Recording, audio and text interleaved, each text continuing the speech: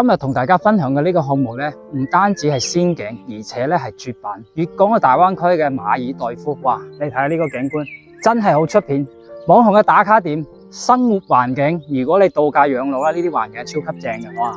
珊瑚海泉林，背靠山，出邊就大海。呢度咧仲有紅樹林嘅濕地公園，而且獨享帶埋啲私家碼頭啦，同埋啲公用嘅遊艇碼頭嚟嘅，可以睇到我哋嘅景觀咧係非常之正。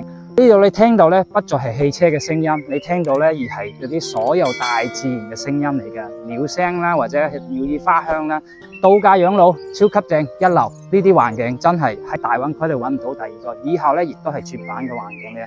有大海啦，有湖啦，有紅樹林啦，又有山啦，又有大溫泉，而且係大裝修200幾萬可以攞低嘅一個別墅，度假別墅超級正。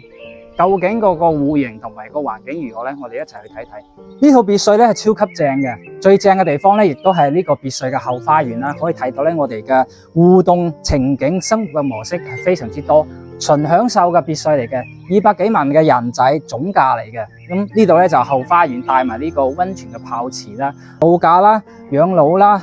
平時嘅生活咧好 enjoy 嘅，可以睇到咧呢度咧仲做咗個下沉式嘅延伸出去嘅小碼頭。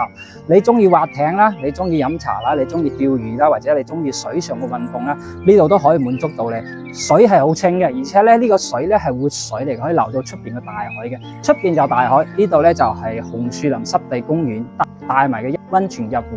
別墅嘅總嘅面積咧1300幾尺。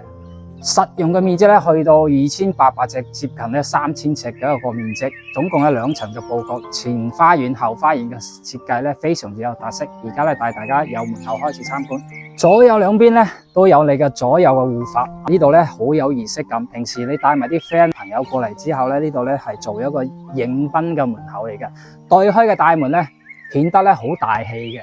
一入到嚟之後咧，呢個屏風做咗個水系咧。水為財噶嘛，源源不斷嘅，你嘅財富咧係源源不絕。咁入到嚟之後咧，係我哋嘅內飾嗰個花園嚟嘅，佢有幾個功能分區。呢度有個花園啦，呢度咧有個 BBQ 嘅模式，帶埋啲 friend 過嚟呢度咧，歡聚一堂咧係非常之開心嘅。同平時早上咧，如果你中意做 keep fit 或者係睇書或者打太極，呢度咧就好好個享受嘅模式。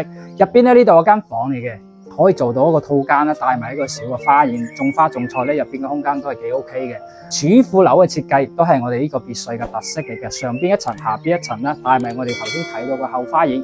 咁重點咧入到入邊啦，呢個咧先係重頭戲嚟嘅，主體嘅建築咧顯得好大氣。咁首先可以睇到咧，中西結合咧，滿足到咧你喺香港生活嘅嗰種生活嘅模式。咁呢個入邊係中廚，出邊咧就餐廳加埋嘅中島台咧，呢度有一個客廳，出邊咧就係我哋頭先睇到嘅後花園啦，浸溫泉啦、水上運動啦，亦都係 OK 嘅。如果你中意咧生活工作唔分開咧，咁呢度咧就係一個辦公嘅地方啦，你作為個飲茶都 OK 嘅。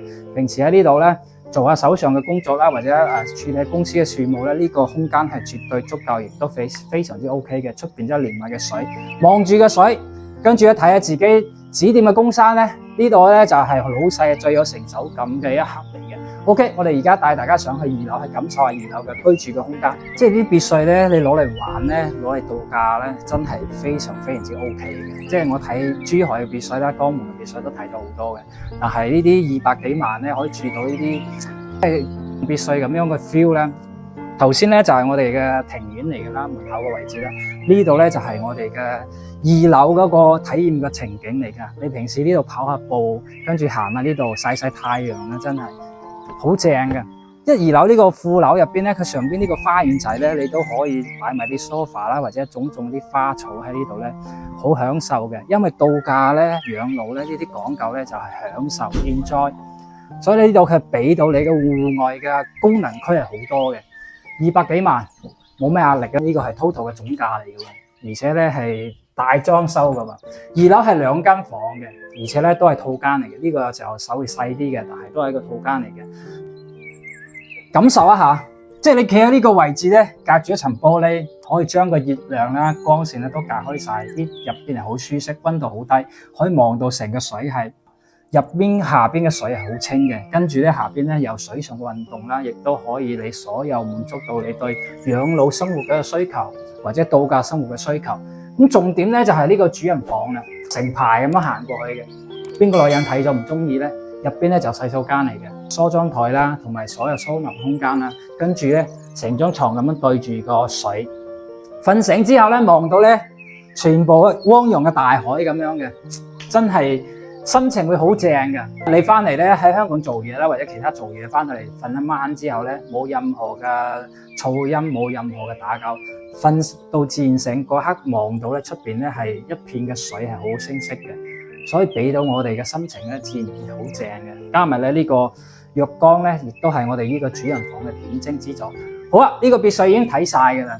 有個港澳巴士直達呢個位置啦，200幾萬嘅 total 嘅總價，可以精裝交付。如果你都中意咧，記得俾個 like，點個讚啦。咁節目就做到呢度，下期再見，多謝大家，拜拜。